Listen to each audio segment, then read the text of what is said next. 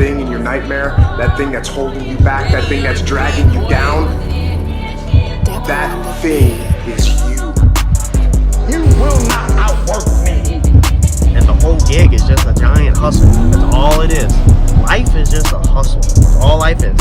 One giant hustle. We got a wonderful afternoon. Sun setting, birds are chirping. We're gonna do a little wet sanding. We're here at the shop working on the race car. I got this little bit sanded out earlier before I left out of here. I had like 20 minutes to spare, and I busted that other one out. Pulled it out earlier. It is completely covered in dust. It's got to get out of here really fast, get it back in storage, because it is gonna get completely filthy sitting inside of this body shop. So I figured I'd come in tonight, try to work on a little bit more, banging out this wet sanding, possibly put together the pieces that we built in the last video, show y'all how they turned out, and try to get this thing back together so that it is ready to go whenever we have some free time to get this thing back to the track. When you're wet sanding, you can often see around the piece, so you can see how everything looks gray, but you see how it's extra black around the piece. Now that white speck is a piece of trash, but around it you can see how it's like more gloss black. That's because that piece is not flat yet. So until this complete piece goes completely grayish black like over here, your trash is still sticking up. That's the reason why it's got a halo around it. So that's one giveaway that you can look for when you're wet sanding. And then let's see here, search YouTube wet sanding paint and paper hustle. You'll probably get some videos where we went over wet sanding. I'm cutting this just one cut 2500, and then we'll move probably to a 3000 cut, and then we'll move to our actual cut and buffing process, and then we should be good to go. I don't think, since my paint is pretty slick, I've just got trash in it, I don't really need to go lower than 2500, but I am trying to get all the orange peel, the little tiny bit of orange peel that's there. If you hear that,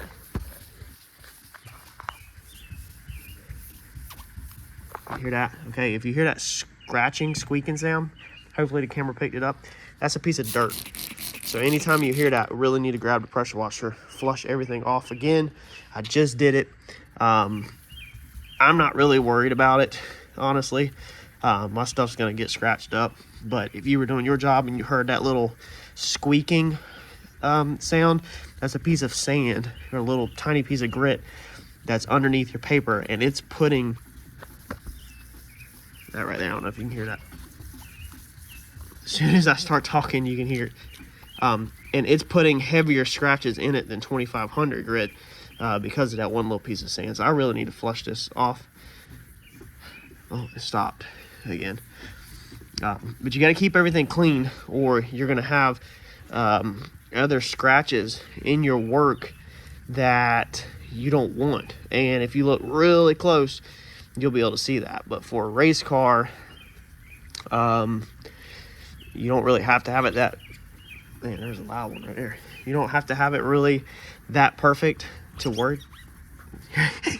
It keeps doing it every time I'm talking.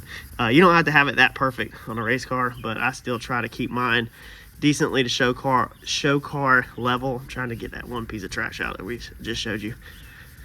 But yeah, there's just a couple of tips. Now there's pretty much no halo around that piece. So that means that piece is cut down as flat as everything else. So I'm gonna keep on wet sanding. And all my mixture is a spray bottle with a little tiny bit of soap and water. A little tiny bit of soap in it just for lubrication. And I actually go through a lot of sandpaper really fast. Like, I already consider this dull where I need to flip this again. And all I've done is like this and this little area right here, and I've pretty much flipped it around where I'm gonna go on my third flip. This is gonna be trash by the time I get to here. So that means I've done from here, from here all the way to here, and then a little bit right there. That's one whole sheet of paper. All right, so now that we have done our 2500, we have went and of course I rinsed it off with a power washer, and then I took my air blower and blew it off. If you don't have compressed air, you can just take a chamois or a car drying cloth or a beach towel, whatever you got, get it dry, get all the smear marks off of it, and now you're gonna look for trash and decide if you need to sand more on it or not. So trash that's left behind is gonna look like this. So that is where all of the trash. That right there, how it's just a dot, that's contamination. That's trash because it has a circle around it. So the head of the trash was sticking up higher than the rest of the panel. We cut the head off, so it's still not 100% flat with the panel. That's why these are circled, because they are trash versus that's contamination. Technically, that's microscopic contamination right there also. That's contamination, that's trash. That's trash. This is the remainder of a little bit of orange peel fuzz that's not quite got out. 2500 is a very soft cut. It's not very aggressive. You can step lower, but with this being black is hard to buff, and I don't want to deal with the scratches, so I'd rather just do 2500. I'm not looking for perfection anyway, being this hood's gonna be coming on and off the car and leaned up against stuff, so I don't even know if I'm gonna get this trash out. I might. Here's more trash. That's trash, that's trash, that's a big piece of trash. That's contamination. So hopefully I can help y'all with the difference between trash and contamination. I don't have any runs to show you. Sometimes if you don't get your run all the way out, you can see the squiggly where the run was. There's a pretty good piece of trash right there. It's also a white piece of trash. That's why the center of it is white. It's because something landed on it that was white, and so you'll never get that to be black unless for some reason it was sitting on the top and you cut it down deep enough where you cut the white off. But you'll never see it. All of that's trash, trash, trash, trash, trash. Whole hood's trash. No, I'm just joking. This hood turned out pretty good. It's a fiberglass hood that we did no primer work on. So if you didn't see that video, check it out. This is the Glasstek hood, no primer work, 100% just painted straight off the shipping truck. Sanded and painted, and I show y'all how and explain why we did that.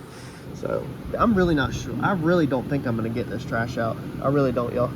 I think I'm gonna move straight to 3000 and then move to buffing, just because of, like I said, the hood is gonna get beat up. What do y'all think? Wish y'all were here to let me know. Y'all probably gonna say you weren't even a wet sanded and buffed it. I don't know. These are kind of big. All right, maybe I will. Maybe I'll go get some of these out real fast. But what we'll do this time, instead of flat blocking it, okay?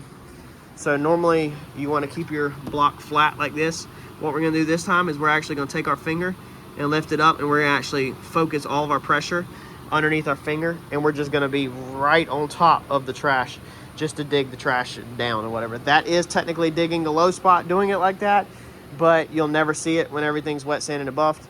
So I'm just not really worried about it at all on this hood. Actually, man, I might not even waste my time because it's got like microscopic, if you can see it, like fuzz kind of to it. It was really hot the day I painted it, and I think some of it gassed out after it kicked off and left a microscopic freaking like pinhole fuzz. It's really hard to see all of that slight orange peel. Yeah, I think we're gonna screw it. I don't think we're gonna do any more. I think we're gonna go grab some 3000, wet sand this thing with 3000, and we're gonna buff this thing. I know y'all are probably screaming at your TV, it's a race car, it's a race car, take it to the track, turn it up. So this is Trizec 3000. This just makes my buffing process easier. 3M 30190. It's made to go on that specialty block. I got these on clearance at my local supplier for really cheap, so I literally just fold them like this and just use them like that. 3000 makes it where it's a lot easier to buff. It's the only reason why I'm doing it. Hit it down the whole hood with 3000 real fast with soap and water, just like the other steps. Then we'll move into our buff. That's how it looks after the 3000 grit. So a lot of the trash, as you can see, is gone. It's not actually gone though. It's still there, it's just rolled over. So think of it as your traditional mountain that has a steep point right at the top, okay? And then you cut the head of the mountain off, so now it's kind of like a hill. That's kind of what a half-cut piece of trash is like a hill. And then if you could take your hand and just kind of rub all around the hill, that would smooth the hill out, right? Where it's not so steep. That's all it is. 3000 kind of smooths out the perimeter. It kind of floats over the piece of trash, just like Scotch-Brite does. And so then all of a sudden, you think it's all gone, but it's actually there. It's just now turned into a microscopic little bump versus a point. Hopefully that clears some of that up with y'all. So trash is still there. After you buff it, you're probably still gonna see it. It's just all smoothed out. That's the reason why it's important to look it over before you hit it with 3000 or any sponge-like stuff. Same thing with your part. If you are body working something, you want to cut everything with blocks and look it over before you take Scotch-Brite to it. Once you take Scotch-Brite to it, you ain't gonna be able to see nothing because it's going to roll everything over. Now, bad trash such as that right there, you'll still be able to see. And then some of this you can actually see over here because these were bad. But a lot of the other stuff kind of went away, even though it is still there. And all of our microscopic little right in there, I'm pretty sure that's like little tiny, the end of a stick pin, little points of this hood gassing out because I had laid a lot of clear on it on a really hot day, and I think it kind of flashed off faster than it should have. So you can already see that the 3000 kind of puts a gloss on it. Technically, you're supposed to be able to now take your hands and just polish it out with 3000, but that never ever works for me. But 3000 definitely slicks it out a lot more. We're gonna move on to buffing now though with the buffer. So the first steps that we're gonna do, this is just how I do it. This don't mean that this is the correct professional way per se. I use the wool pad first. Let's see if this is even it. Nope, that's not the part number. That's not the part number. All my bags are mixed up. That's foam. So I don't even have the bag for it no more. It's a wool pad. You can get them pretty much anywhere. Once they start showing the little red fibers in there, if there is colored fibers, that means it's bad. This one looks like it might not even actually have it. This is a 3M. Maybe this is not 3M. Part number I think is going to be 0338. Can't remember the brand of this, but this is what we're using. So we're using the foam pad or the wool pad first with a ultra cream cutting compound. So there's the part number for what I'm using first. And like I said, pretty much any wool pad will work. So let's chunk this on the buffer and get the buffing.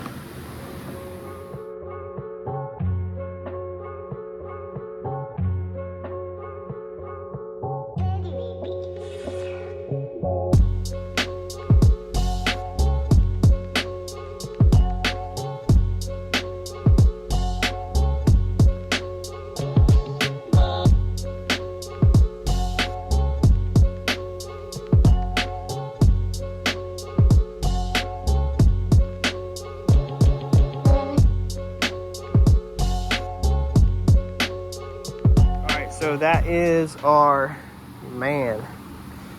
cut compound with our wool pad. We're not going to clean this off because this is cut compound strung all over the place. We're going to do another cut compound. We're just going to do it this time on a foam pad. This is going to be a white foam pad, so this is a cutting pad. This is for cut compound. This is a 3M 05737 compounding pad. So let's chunk this on there and throw us some more cut compound on there and do it again.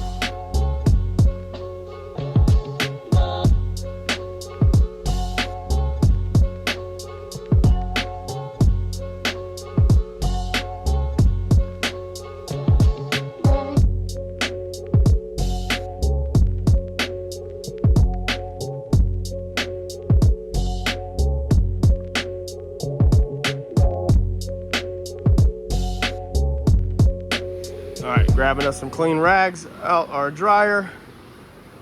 We're gonna wipe this cut compound off. Now, just so you can get into perspective of where we're at, we're started a little before 8 o'clock when we started. We're now approaching 10 o'clock. We're right at 10 o'clock. And we are only into the cut compound. That's how much time I kind of spend. We are not into the polish. The polish is coming next. It should go pretty fast. So all I'm gonna get done tonight, because I don't wanna be up too late, trying not to do anything crazy, and I think I am helping John and them at Randy's shop tomorrow night. So we're gonna get this thing polished out, see what it looks like, and then get out of here for tonight. But you can see how much, if you actually put time into some of these parts, how much time they take.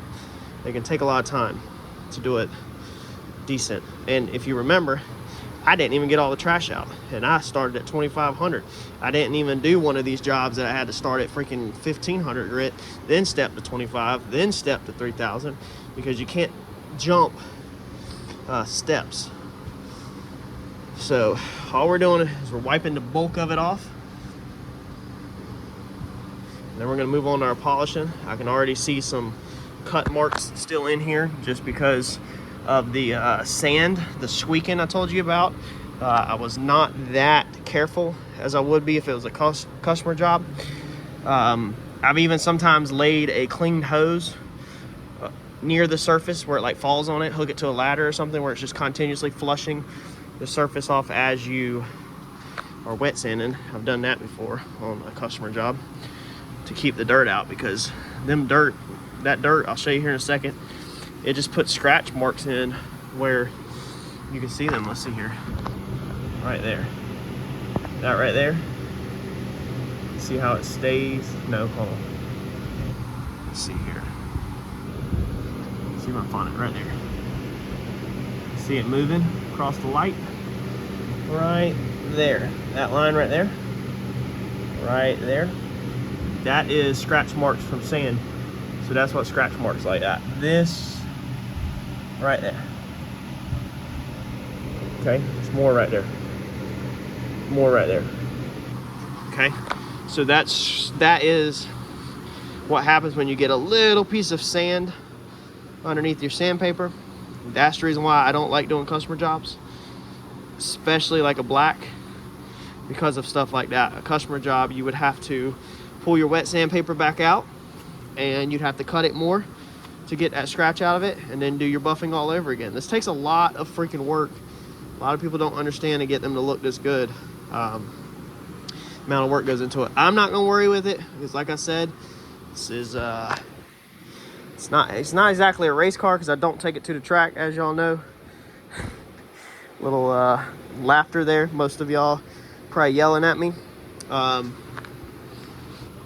I mean, it's not exactly a show car either. So I'm not gonna get too carried away with it. Let's do something decent. Let's run some polish over this thing. We just want to get the cut compound off so that we're not running a polishing pad over a hood with cut compound on it, because we don't want to cut anymore. Now we want to polish. You also have to make sure you got a new or clean rag. We wash all of our rags here in a wash machine and a dryer, so we don't have to continuously buy new ones. So mine are clean, fresh out dryer. But if you have a dirty one, then you can also put them sand scratches in there. If you have one little piece of sand inside your rag, it can put them sand scratches in. That hood still looks amazing, even with them sand scratches. That's why we're not gonna worry about it really, because we literally wiped my car down. It's covered in dust. Look how bad it is right now. Let's go. Look, let me show y'all. Okay, this is why I don't get carried away. Look at that. That's where tools were laying up here. That's sand. That's dust and sand in a body shop. So that's the reason why we're not getting carried away. Man, that roof looks good. Still got to do the trim, but the roof looks good. But because I know what this hood will experience, I'm not gonna get carried away. Let's get some cut compound on it, or some polish. Woo. All right, for the final polish, we use a black foam pad, and then we use this ultra polishing part number 133532. These are just what I use. I think these are around $50 bottles, about $100 for these two bottles sitting here. I went ahead and did it. I didn't time lapse it, so now we got to get all this wax off of here. I'm not gonna sit here and ramble and bore y'all with this step. Let me get all this wax cleaned up and then we'll take a look at it. All right, I think that turned out pretty good, especially for a race car. What y'all think? I mean, it's nighttime, so you can't exactly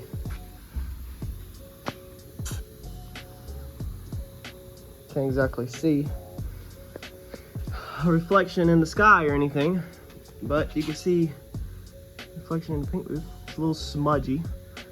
So you can see it still needs to be white better, but it's late. There's the pressure washer box.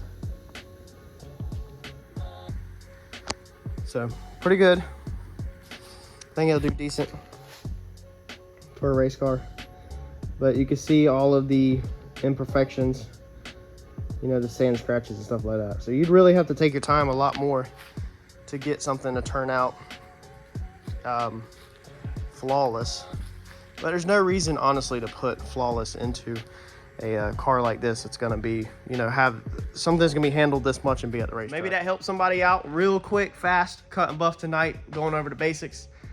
We will be getting this thing on the car. We got the Zeus's in today. I accidentally had ordered the flat Zeus's quarter turns for mock-up, so I ordered the Allen Zeus's to match the front bumper. Got them in today. All I got to do is put them on the hood tomorrow, and put them on the hood tomorrow, and then we're waiting for a couple more tabs to come in the mail, put the other tabs on the car, and then the hood can go on the car. Our front piece is hanging up right here to dry. It's been dry since last week. All we gotta do is bolt it up. I thought I was gonna get all that done tonight. I had no clue. I'm sweating my butt off. I didn't know I was gonna be working until 10:30 tonight, cutting and buffing, but I'm dirty. I'm covered in freaking wax as part of the game. Gonna go home, shower, and then y'all will see this car put back together, back glass back in it, hood back on it, all of that back together, probably in the next car video, whenever another video we get one done of this car. I'm also thinking about leaving the hood slick like this, not cutting the hole for the Procharger and doing something different with that. You'll see that coming up too. So make sure you hit the like button as a small thank you for me, and I'll see y'all in the next video. Thanks, y'all.